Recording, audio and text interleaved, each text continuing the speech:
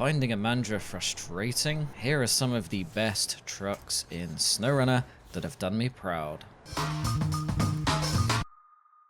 Imandra causes one of two reactions. You either relish the challenge and laugh like a maniac as your truck tips over for the 10th time, or you've gone bankrupt spending all your money on replacement controllers because you've thrown them all out the window. It's fair to say this map takes no prisoners, especially before you get the garage. Lake Cove is a long way away and it's not necessarily the easiest drive. Watch my Imandra garage unlock video after if you're struggling. Credit to the developers, Imandra's terrain and challenges are different enough to warrant a fresh approach, and also a fresh list of the best trucks in SnowRunner. Some new faces, some familiar because, well, not all trucks are created equal. So without further ado, grab that popcorn and dim the lights, or just watch it normally if you don't have either of those things.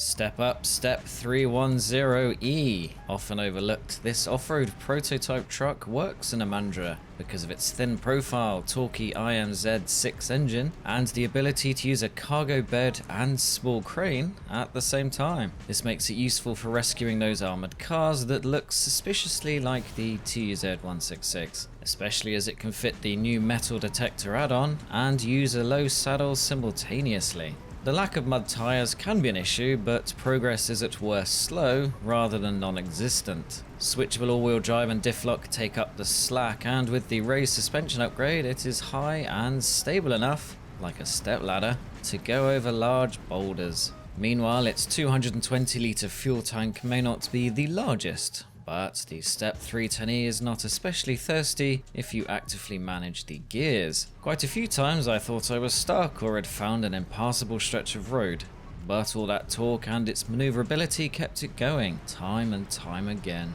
Well, that and the odd moment of tactical reversing.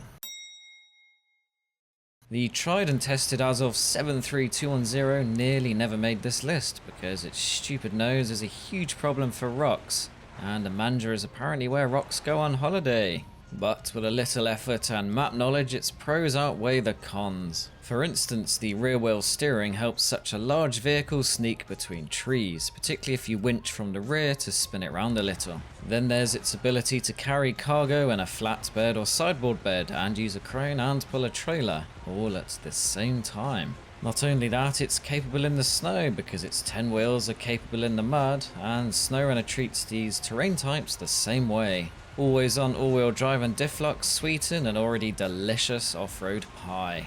Oh, and the Azov 73210 has a large fuel tank, relatively low fuel consumption, and is probably the most stable truck in the game.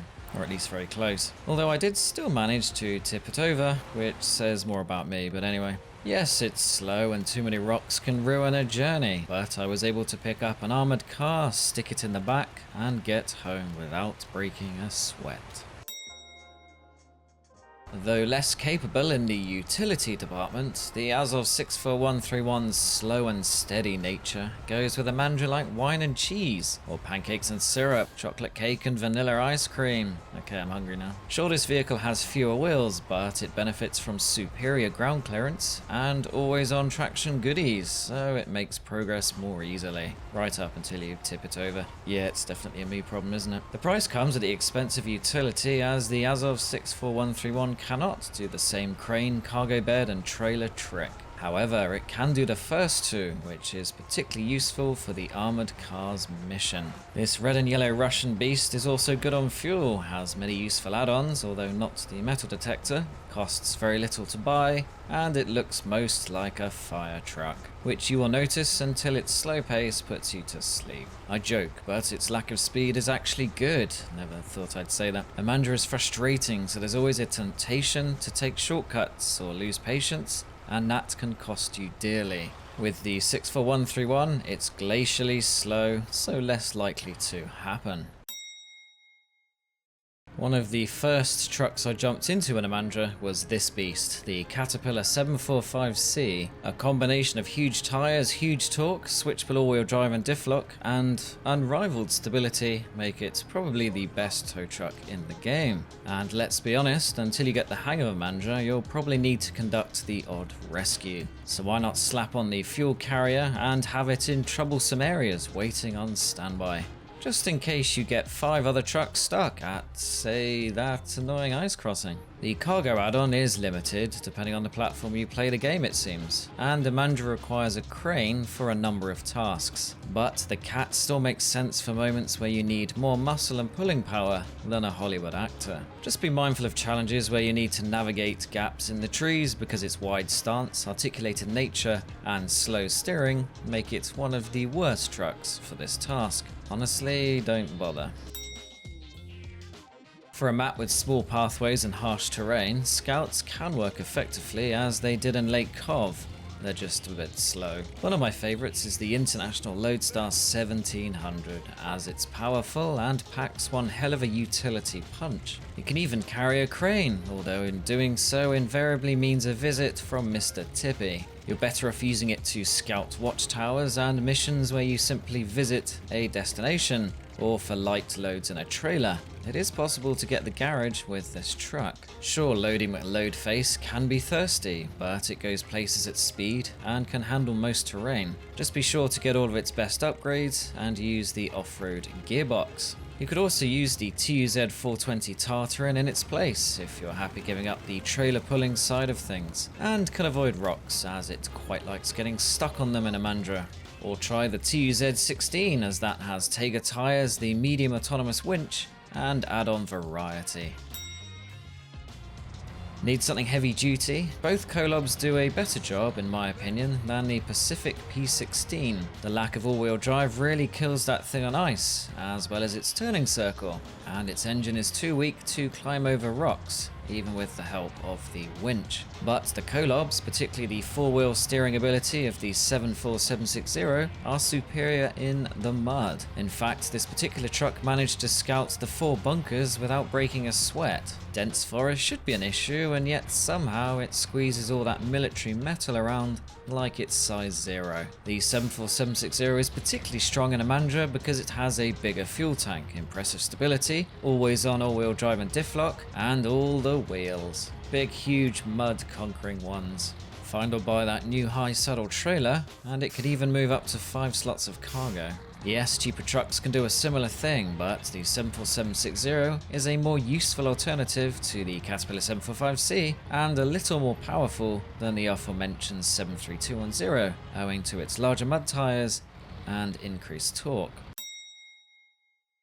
Speaking of big tyres, the Azov Antarctic 4220 is a formidable truck in Imandra. Not so good at the garage missions because they require some tippy routes, but generally speaking it makes progress in snow better than just about anything. Plus it has a cargo bed, which means it can carry 2 slots of cargo as it trundles over big rocks, muddy hills and deep snow until hell freezes over. Or it drinks all of its fuel. It's quite thirsty. Like the 745C, you will need to watch out for its articulated nature and height, as both of these things can make it prone to snagging on trees. Learn the 4220 Antarctic's limitations, resist the urge to rush, and it will do you proud. If any truck needed a new engine, it was the Ford F750, and update 7.0 made that wish come true. This utility-friendly off-road truck, complete with flashing lights, makes a great deal of sense. The F750 crew cab is smaller than most trucks, so it can sneak through smaller gaps. Yet it has the ability to pull a normal-sized trailer for taking the metal beams to the substation, and fit a crane for picking up the armoured cars. Alternatively, you can load it up with fuel and repair points and scout out Imandra in the absence of watchtowers, maybe even get all the other upgrades. Yes, it lacks mud tyres, but it's powerful, stable, and basically SnowRunner's answer to the medic, or cleric, whichever term you prefer. Just don't forget the engine upgrade, as it's a little painful to drive without it, and the autonomous winch upgrade, which is one of the biggest reasons to use a scout over other truck types. Although the Taiga King is basically the ATribeCalledCars mascot, I actually got burned out with the Taiga 6436. Not because it's bad, but because variety is the spice of life, and I love a good curry. I really should go eat. However, the Taiga's performance, agility, utility, and usability make it one of the better choices in Imandra. Because in a map where the terrain can be brutal, driving something that works with you, not against you, is a big plus. The raised ride height and those pillowy mud tyres are great for getting over big rocks without upsetting the vehicle balance too much, while they also provide traction on ice. This is partly down to the always-on all-wheel drive and diff lock. Yes, the Taiga King drinks fuel with the enthusiasm of a cat drinking milk, but then it's capable of pulling a maintenance trailer, and a 330 litre capacity is higher than most. Factor in a number of add-ons and it's easy to see why I've started using the Taiga King again. Alternatively, you can use the similarly impressive and similarly sized Voron AE4380, which can fit the metal detector and a low saddle, or the pithily named Voron D53233. Maybe even the Grad if you want something a little more heavy duty. Being short can be a problem in real life, although it's not affected Tom Cruise's career, but it can be a good thing in SnowRunner because it allows you to get to places other trucks would struggle. That's a big draw of the TUZ-108 Warthog. It will go wherever it needs to while pulling a normal sized trailer.